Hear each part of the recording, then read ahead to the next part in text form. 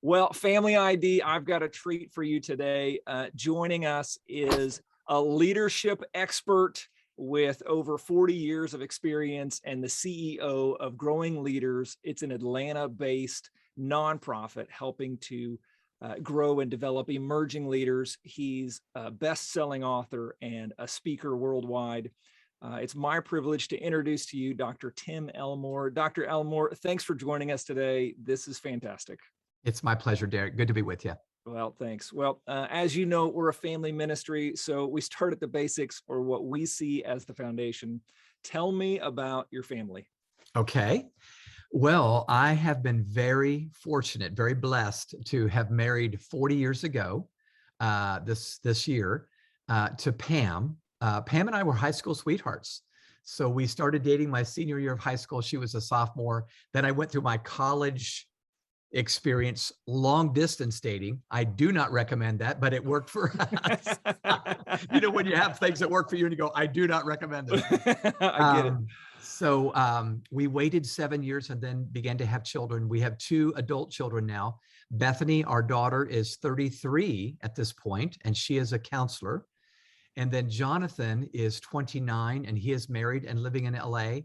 And so, yeah, we're very proud parents of 2 gainfully employed children. Oh, hey, that's success, right? That's success. That's right. They're out of the house. They've got jobs. That is success. Yeah, absolutely. So what a blessed family. I got the experience of listening to you speak and hearing some of the stories you told as raising your kids, specifically your son.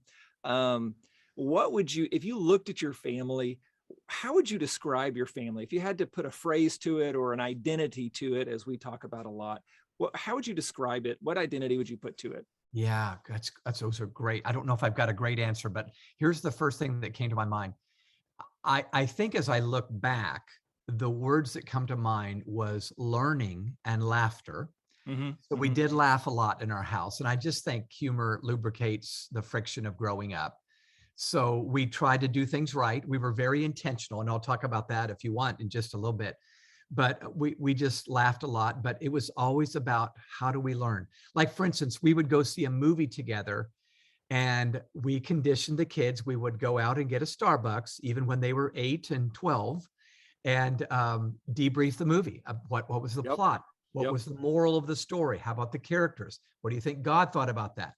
So it was just, I'm not alone in this, but it was just intentionality. Vacations were learning times. I did a lot of daddy-daughter, daddy-son trips. And so those, I think that made it good. I think the kids felt like there was a quote unquote lesson to learn all the time, like everything's a lesson to learn. But I do think now I see it in them as adults. They want to debrief the movie now. They want to debrief the trip we just took. And I'm thinking, okay, this is good. Good. Jonathan with kids, I'm sure, at 29, he's got kids. And so he's looking as to, okay, how did my dad do this? How do we debrief movies? How did we learn? What do we expect? And it's interesting as you put that learning and laughter, learning that comes out because, I did a search and I haven't read all of your books, but I've read a couple, and looking through there, it seems like you've written, 12, 14, 16 books. And so obviously a lot of those are focused on teaching. So learning has to be one of your core values and your family's core values at the very basis of improvement and learning. Yeah, it is. I think parenting is ultimate discipleship.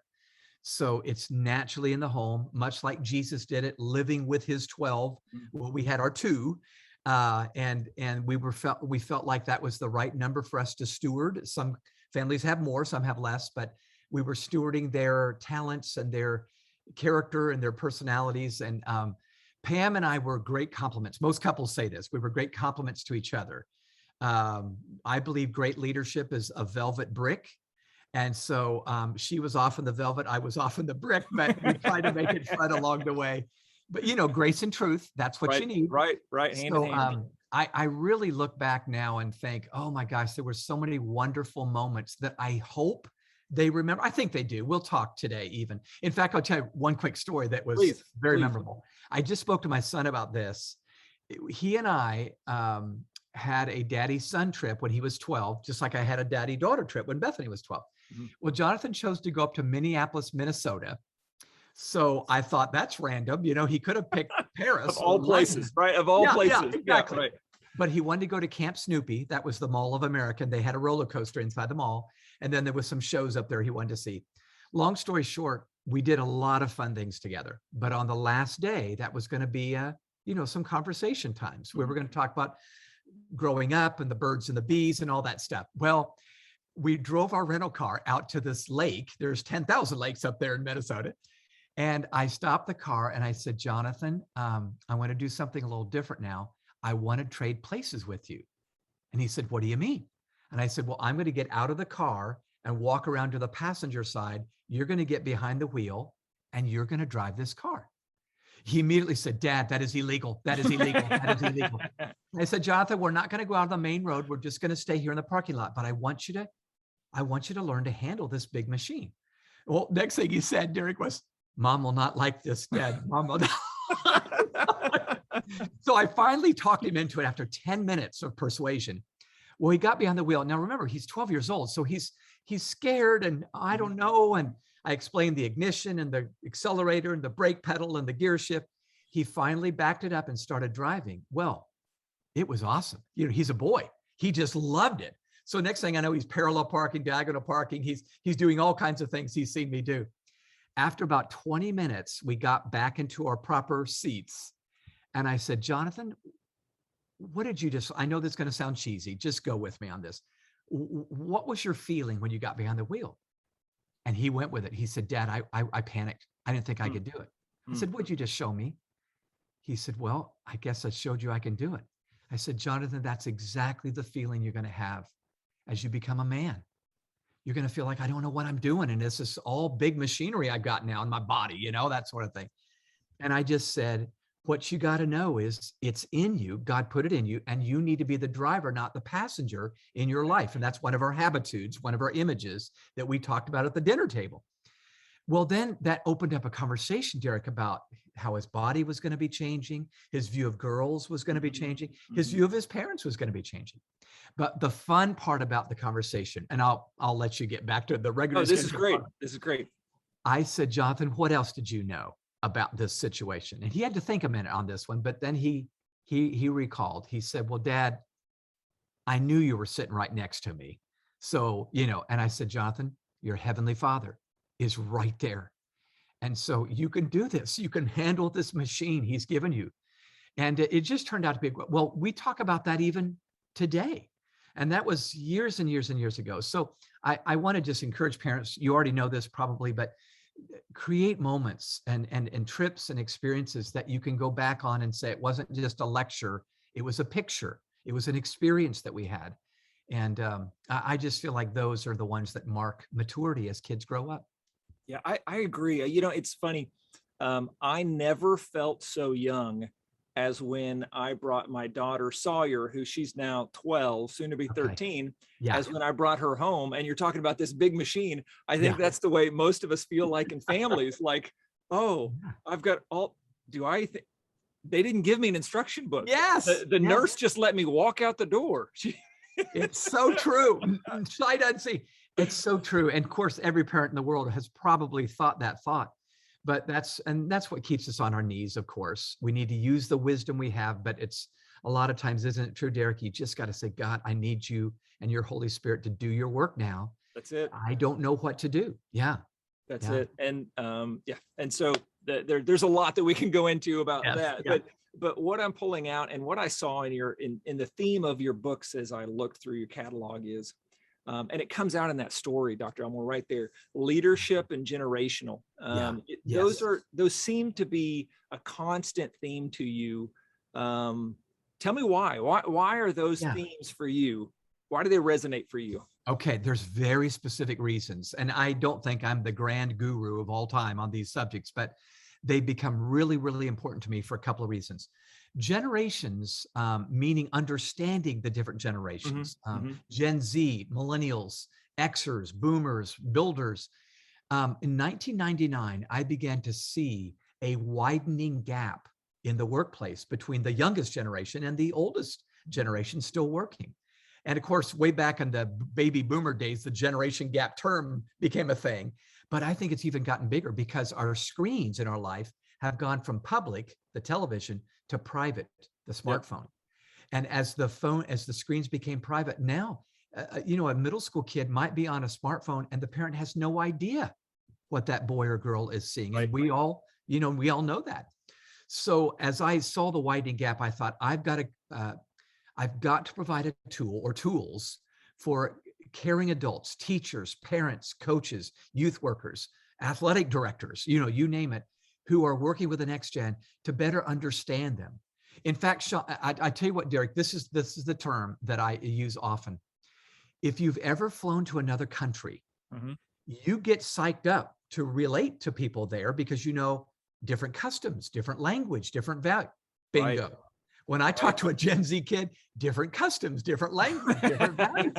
And we laugh, but it's true, isn't it? It's very true, yeah. Rent free, and what's that mean, So we try to offer a translation to parents and teachers and coaches for this next gen. And it's a moving target, but we try to stay on top of it. So you're right, a lot of books on that. The reason leadership has become so key is because I really believe in today's complex world, we have to do more than be satisfied with they graduated. They made it through school. Thank God they made it through school. In fact, I think we would agree reading, writing, arithmetic, while important, are not the only life skills. Right. We've got to have skills to be career ready, to be life ready, to be family ready. I would hope my kids have great families and they multiply good, healthy families. God knows there's plenty of people that are not healthy, that are terribly broken. And I won't say that in a patronizing way. I'm partially broken myself. But that's why I think equipping them to think and act like servant leaders, life-giving leaders, and then understanding the cross-cultural relationships we might have between generations just became paramount to me. And we're now partnering with like 12,000 schools now that are saying, please help us. So good. Yeah. That's wow. I didn't know that. That's fantastic. Yeah. That will bear much fruit. I hope so. I believe that it will. I ran into that situation of cross-generational and it wasn't that big of a gap. And I was looking to hire somebody and he was well qualified. He was a great candidate. We sat down and I started to pitch of, hey, these are all the great things that we're going to go do. And this is all the stuff that, I want you to eventually manage, not day one, but you're going to grow into and learn. And he said, thanks, but no thanks. And backed away because it was so overwhelming. Yeah. And then this is the funny part is a couple weeks later, he and I connected and we carved off just a little piece of that big thing and said, hey, would you be interested in helping with just this little piece? Yeah. And he was all over it. He loved it. He was all over doing that small piece. Bite size, because it was not overwhelming. And I think a lot of parents probably feel the same way that I felt in that, as they're trying to parent maybe a Generation Z-er, and they're trying to get them hyped up about all this stuff they can go do and paint this big picture of, we're going to go manage and change the world. Whoa, it's overwhelming. And so they disengage from the situation. Yeah. Derek, some data came out some time ago. 94% of university students in America say the number one word they use to describe their life is the word overwhelmed. 44% say, I'm so overwhelmed, it's difficult to function. And nearly 1 in 10 has thought about suicide in the last year. Now, that doesn't mean they pulled out a gun. It just means it crossed their mind. Right. It might be easier to end it all than to face these. So you were tossing what you thought might be some wonderful challenges. At my age, I would have jumped on them, right? And I would have said, oh, hey, I'm not qualified, but I'll pretend like I am. That's right. So I can get in the door. That's so true. So I'm hearing high school students not only use the word FOMO today, fear of missing out, but FOMU, FOMU, fear of messing up. There's a tremendously deep fear of making mistakes and it being caught on an iPhone and posted on YouTube. Yep. So I just feel for kids today, and maybe parents listening need to know, you might see an undue fear or anxiety in your children about messing up, and we need to teach them. Oh my gosh, can I tell you all the failures I had? And my children, when I tucked them in way back in the day, they loved to hear about my failures. They would say, tell me a failure story, Dad. And I went, this is sadistic. Why are you wanting to know about it? But I know why they did. I think they were thinking, one, it's entertaining, but two, Dad, I think you made it.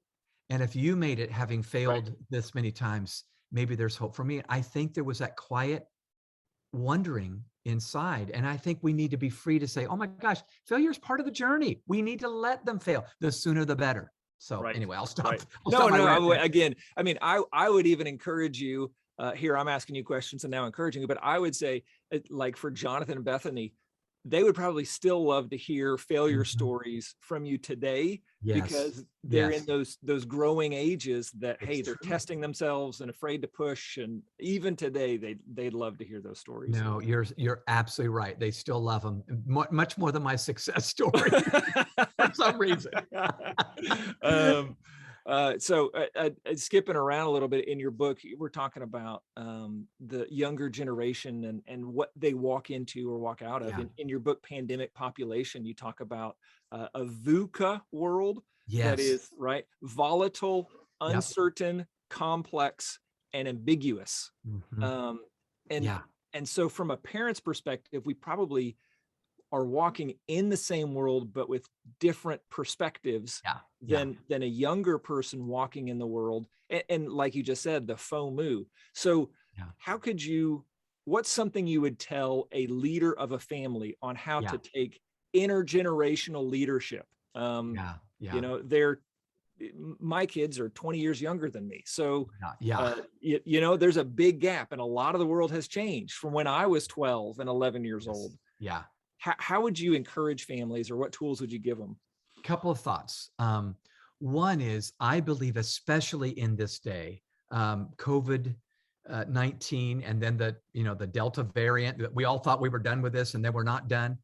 I would say, first of all, moms and dads, your kids need 3 gifts from you that I would use. In fact, I have used with my own adult children.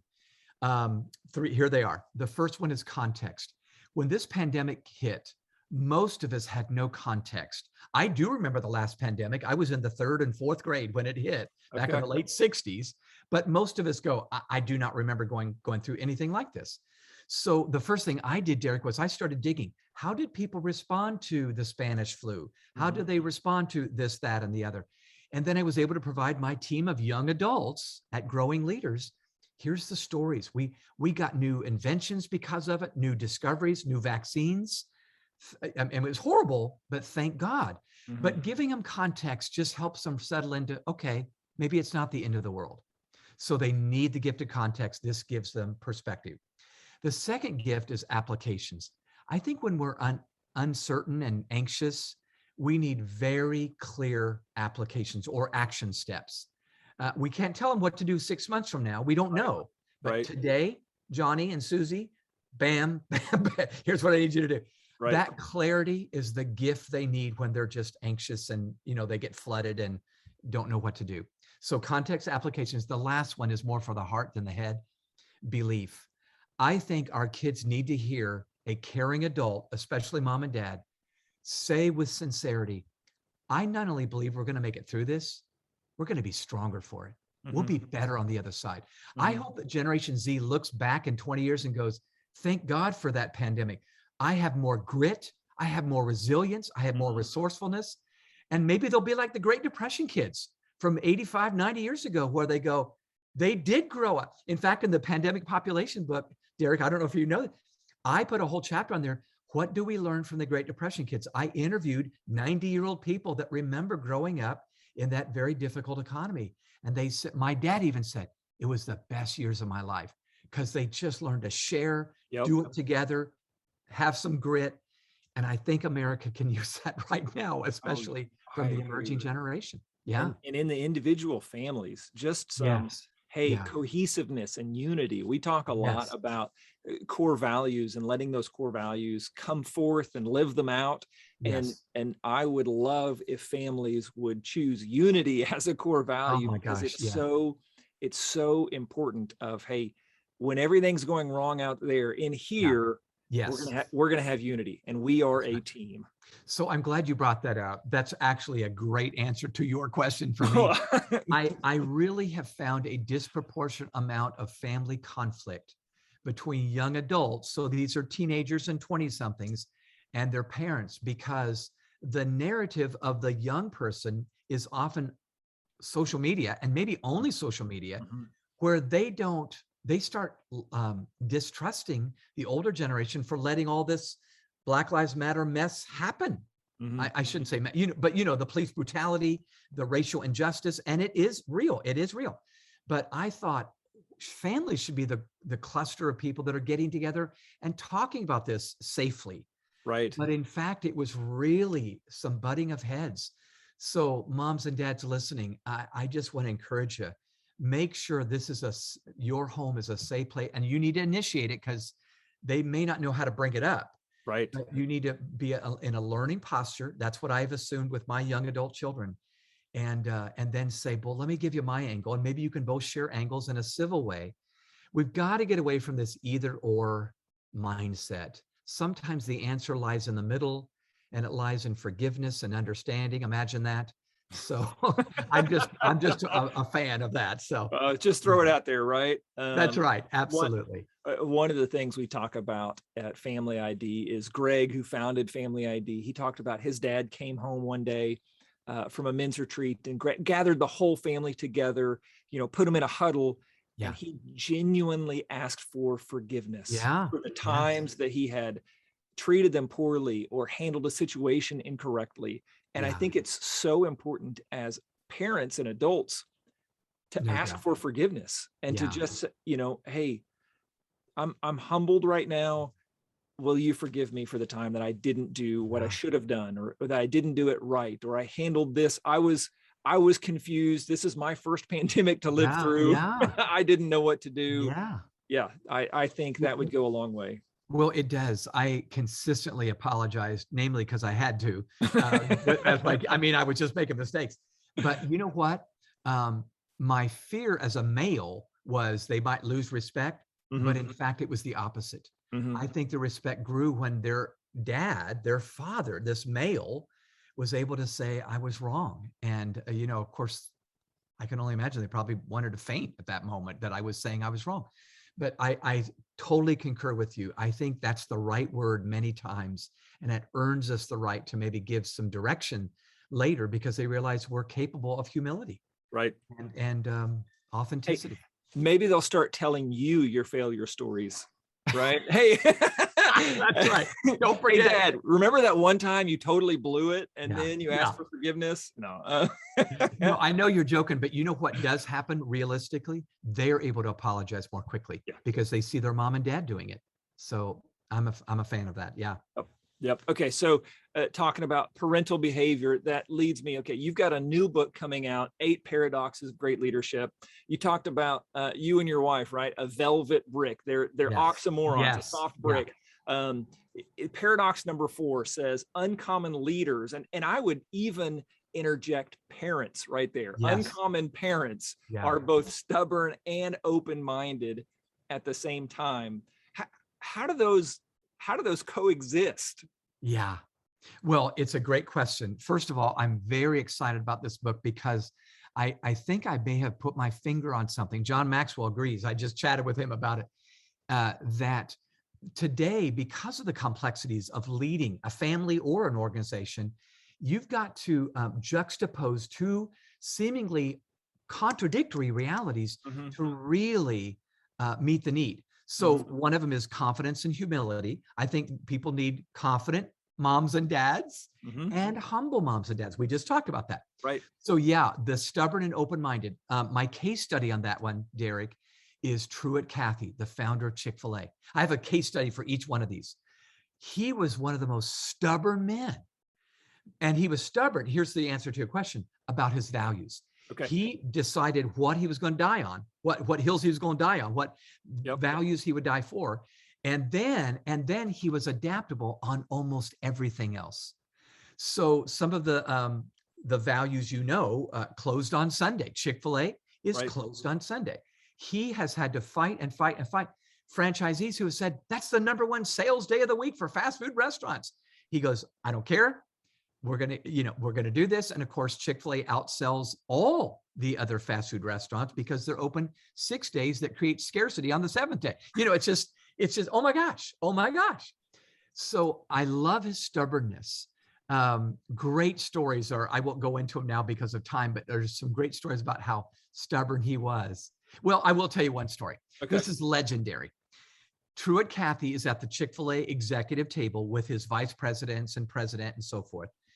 And they're talking about how they need to grow bigger. And the reason for this is because at the time, Boston Market, that chain, right, was growing pretty big and pretty fast. And so the executives at Chick-fil-A thought, oh my gosh, we need to grow bigger, faster. We need to grow bigger, faster. Well, they all noticed that Truett was very quiet sitting at the end of the table. So one of them looked down and said, Truett, I've not heard you say anything. What do you have to say on this subject? And in a Mark Twain sort of way, he said this, I'm tired of talking about getting bigger. I want to talk about getting better, because if we're better, our customers will make sure we get bigger. That's Isn't right. That brilliant? That's it, oh right? Gosh. Yeah. So that was a stubborn point. But I was marveling as I studied his life and talked to Dan Cathy and Tim Tosopoulos and Mark Miller and others down there. They said he was at 92, he started a new restaurant and he was listening on what wallpaper and what food meant. And I'm thinking, at 92? So I guess you got to know, the answer is you got to know what you need to be stubborn about. And that's our values. Okay. But on almost everything else, we need to have hearts that say, children, maybe I need to listen to you right now. Maybe you have an intuition on what's coming in the Gen Z world that I don't even have a clue about. And that's called reverse mentoring, where we both impart to each other, both generations. I love it when families can experience reverse mentoring. Yeah. So I listen to Pastor Andy Stanley from North Point out of Atlanta, there in your hometown.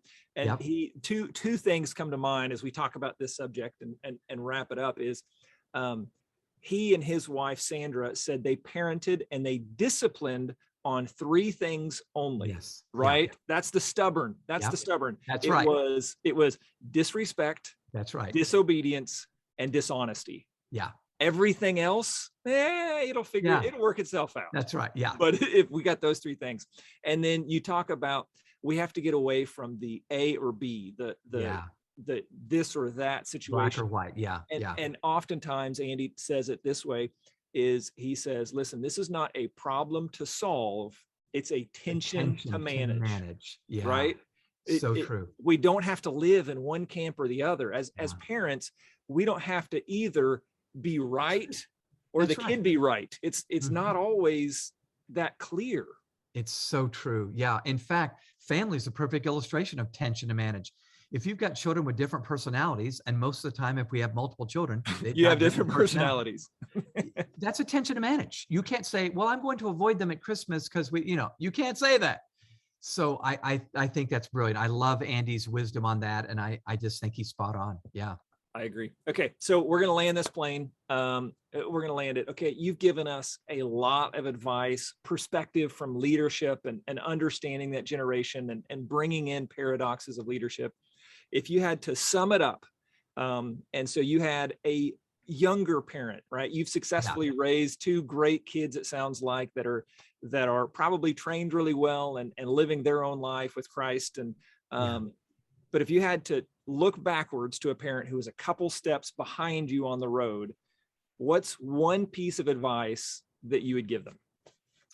Wow. Do you mind if I give 2? Yeah, of course you can. Just make it a complex. It's a complex compound sentence. 2 statements. Right? Yeah. The thing that saved me over and over and over as I had to make decisions about my children was this. I need to prepare the child for the path, not the path for the child. Mm-hmm. Too often we're clearing the path, making it easier, bump-free, pain-free, and that doesn't get them ready for adulthood. Of course, we don't want our kids to go through pain, but too many parents are preparing the path for the child, and then when they're out of the house, they're nowhere near ready for the world that awaits them. So prepare the Child for the path, not the path for the child. The other statement that I would make, Derek, I think that's really blessed me over and over and over is this: the further out I can see into the future, the better the decision I make today for my kids. In other words, if I just want them happy today, I get them the iPhone immediately. You know what I'm saying? I just make them happy. Yep. Right. If I want them happy long-term, it may be hard today. It may be I have to discipline them in a way that's really difficult for me, not just them. But I'm telling you, the smartest decision I made when I had the long view, and I was readying them for 25 years and on, not for 8 years old. And I would just say that would be my counsel if I was at Starbucks for 2 minutes with a mom or a dad right That's now. it, right? They tap you on the shoulder and say, Dr. Elmore, what do I do? Right? Yeah. Thank you. Thank you for sharing that. Thank you for joining us today. This has been a pleasure and just a blessing to us and to all Family ID families that are listening. And hey, we all have intergenerational gaps somewhere in our family, some more than others, but it's always helpful to understand what should we do? What's some wisdom that we can take and pragmatically live it out on a day-to-day basis. So where can people find you, connect with you, grab your new book? Where can they connect with you? Yeah. Well, the quickest and easiest way is just timelmore.com, timelmore.com. Elmore is my last name. And if you want to look at the book, there's all kinds of free things we're giving away. In fact, a video course on the book, if you'd rather watch a video than read the book. So it's timelmore.com/book. Okay. But then if they want resources for schools or even church youth groups, growingleaders.com is the place to get those. And we'd be happy to chat with anybody that wants to just talk over how they can better build a new generation of leaders. That's where to go. Okay. Well, you heard it here. Dr. Tim Elmore, it's been a blessing. Thank you very much for your time today. Derek, it was an honor to be with you. Thanks. Have a great day. You too. Bye-bye. Bye-bye.